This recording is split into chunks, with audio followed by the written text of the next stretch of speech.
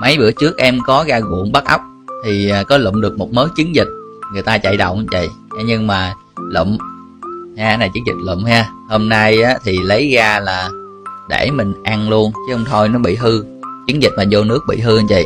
Thì hôm nay em sẽ làm một món là trứng vịt kho thế này. Cái món này nó dễ ăn dễ làm.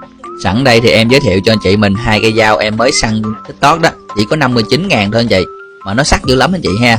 2 cây dao này nhà bán hàng á là người ta nói là thép không gỉ anh chị, thép Nhật không gỉ ha anh chị, nó sắc bén lắm và đã bán được là 110.000 lượt bán rồi, mà đánh giá là 4.8 năm sao ha, nên em tin tưởng em xài thử. Nhưng mà về anh chị hơi xài dữ lắm.